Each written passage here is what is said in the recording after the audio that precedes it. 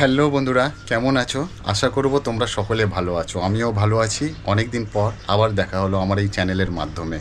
আর আমার থাম্বনেল দেখে নিশ্চয়ই তোমরা বুঝতেই পেরে গেছো, আজকে কিন্তু আবার সেই মুর্শিদাবাদ। বন্ধুরা, তোমাদেরকে একটা কথা আমি বলে রাখি, আমাদের পশ্চিমবাংলার 3টে ফেমাস জায়গা রয়েছে। প্রথম হচ্ছে দীঘা, দার্জিলিং, মুর্শিদাবাদ। দীঘা আমরা যাই আমরা সমুদ্রের উপভোগ করার জন্য, দার্জিলিং যাই পাহাড়ের উপভোগ করার জন্য, কিন্তু মুর্শিদাবাদ যাই মুর্শিদাবাদের পুরনো ইতিহাসকে আমাদের মনের ভিতর গাঢ় করে তুলে রাখার জন্য। তো মুর্শিদাবাদ সম্বন্ধে তোমাদের যতটুকু বলবো, যতটুকু দেখাবো, অনেকটাই কম পড়ে যাবে। শুধু বাংলার নয়, একটা সময় বিহার, উড়িষ্যায় 3টে রাজ্যের রাজধানী ছিল 1717 সাল থেকে 1773 সাল পর্যন্ত। আর এর প্রতিষ্ঠাতা ছিলেন মুর্শিদ কুলি খাঁ। তো এই মুর্শিদাবাদ আমরা প্রত্যেক বছর লক্ষ লক্ষ মানুষ আমরা আসি, কারণ এই মুর্শিদাবাদের সেই ঐতিহাসিক জায়গাগুলোকে দেখতে, সেগুলোকে অনুভব করতে। আজকের ভিডিওয় তোমাদেরকে সেরকমই কিছু উল্লেখযোগ্য জায়গা আজ আমি তোমাদেরকে শেয়ার করব আজ আমার ভিডিওর মাধ্যমে। আজকের ভিডিওয় তোমাদেরকে দেখাবো হাজারদুয়ারি। এই হাজারদুয়ারি নামটা শুনলেই কিন্তু আমরা অনুভব করে ফেলছি যে নিশ্চয়ই হাজারটা দরজা রয়েছে। তো যারা আমার চ্যানেলে প্রথম এসছো, চ্যানেলটাকে সাবস্ক্রাইব করে নিও। আর তোমরা দেখছো আমার ইউটিউব চ্যানেল, আমি রয়েছি তোমাদের সাথে আরিফুর রহমান। আর দেরি না করে ভিডিওটা শুরু করছি, ভিডিওর সাথে থেকো। মুর্শিদাবাদের এক অন্যতম আকর্ষণীয় জায়গা হাজারদুয়ারি প্রাসাদ। ভালো করে পর্যবেক্ষণ না করলে এর আসল আর নকল দরজার পার্থক্য করা যায় না। প্রাসাদটির উচ্চতা প্রায় 80 ফুট উঁচু। তৈরি করতে খরচা হয়েছিল 16 লক্ষ টাকা। লক্ষণীয় যে তখন 5 পয়সায় মজদুর এবং 2 আনাতে রাজমিস্ত্রি পাওয়া যেত।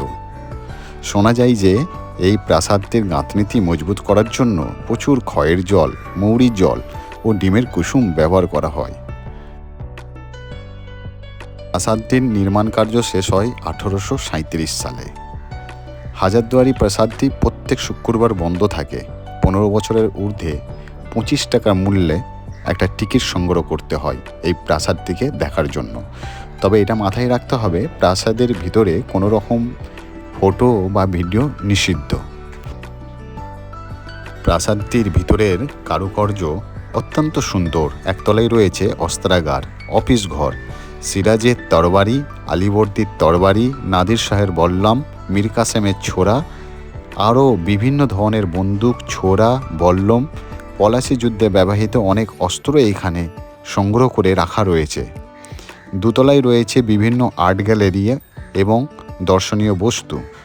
মুর্শিদ কুলি খাঁর মার্বেল পাথরের সিংহাসন, সিরাজের রূপার সিংহাসন, পানপাত্র, বিভিন্ন রকমের ফুলদানি, হাতির দাঁতের সোফা সেট, পালকি, রূপার পালকি, আয়না, মূর্তি, প্রচুর দুষ্প্রাপ্য পাখি উল্লেখযোগ্য সেখানে রাখা রয়েছে। এমনকি দরবার কক্ষের মাঝখানে ভিক্টোরিয়া উপহার দেওয়ার 101 বাতির সদৃশ্য ঝাড়লণ্ঠনটি ঝোলানো রয়েছে।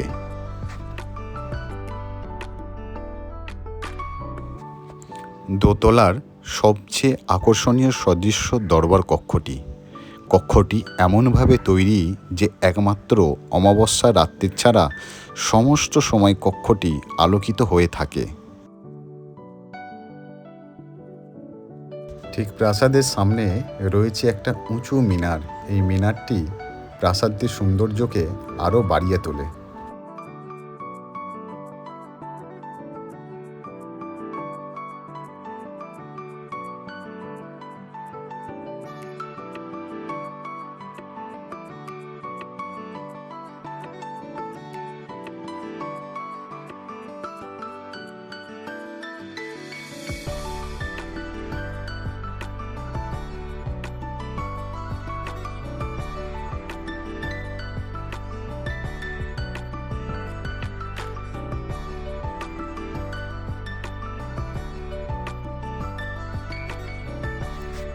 হাজারদুয়ারির বিপরীত দিকে ঠিক রয়েছে একটা ইমামবাড়া।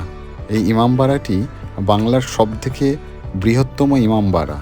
1847 সালে এটি তৈরি করতে খরচা হয়েছিল 6 লক্ষেরও বেশি কিছু টাকা। সিরাজের আমলে কাঠের তৈরি ইমামবাড়াটি ধ্বংস হয়ে যাওয়ার পর ফেরাদুন জাহ আবার একটি নতুন ইমামবাড়া তৈরি করেন। এই ইমামবাড়াটা মধ্যে রয়েছে মদিনার ইমানের পদচিহ্ন, ধর্মপুস্তক, তাজিয়া, পতাকা। মহরমের সময় এই ইমামবাড়াটিকে সুন্দর করে সাজানো হয় এবং তখনই খোলা হয়।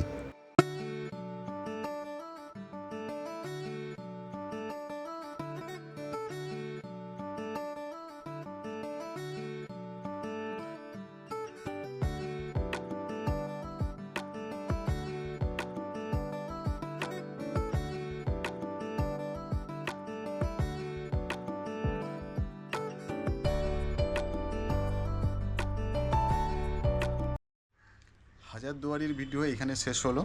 জাফরাগঞ্জের সমাধিক্ষেত্র থেকে কিছুটা দূরেই এই আজিবুন্নেসার সমাধি স্থান রয়েছেন। আজিবুন্নেসা কে ছিলেন?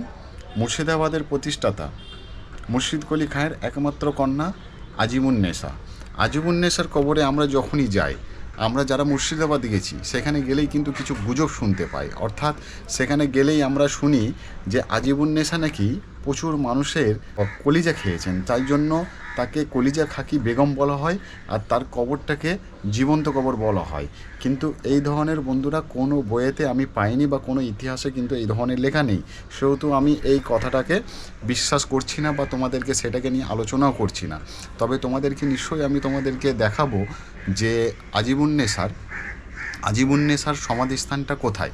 তবে বলে রাখি, ঠিক আমারই একটা ভিডিওই আমি তোমাদেরকে দেখেছিলাম কাটরা মসজিদ, অর্থাৎ মুর্শিদ কুলি খাঁয়ের যেমন কবরটিকে তৈরি করা ছিল ঠিক সেইভাবেই কিন্তু তার কন্যা আজিবুন্নেসার কবরটিকে কিন্তু সেইভাবেই তৈরি করা হয়েছিল। তো আমি তোমাদেরকে নিয়ে যাচ্ছি সেই আজিবুন্নেসার সমাধিস্থানের ভিডিওর সাথে থেকো। হাজারদুয়ারি থেকে প্রায় 2 মাইল দূরে এই আজিবুন্নেসার সমাধিস্থান। আজিবুন্নেসা ছিলেন মুর্শিদ কুলি খাঁয়ের একমাত্র কন্যা। আমরা চলে এলাম তার সমাধিস্থান অর্থাৎ তার কবরটাকে দেখার জন্য। ঠিক সিঁড়ির নিচে এই জায়গাটিতেই তার সমাধি স্থান।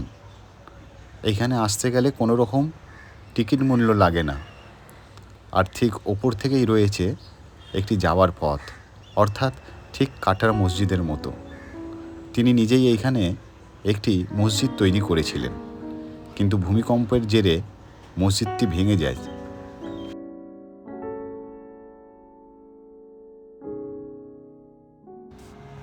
ভূমিকম্পের জেরে মসজিদটি ভেঙে গেছে, কিন্তু তার একটি অংশ আমরা এখনও দেখতে পাই। সেটা বাঁদিকে যেটা আমরা এক্ষুনি দেখলাম সেটাই ছিল মসজিদের একটি অংশ। আজিবুন্নেসা ছিলেন দানশীলা উদার মহিলা।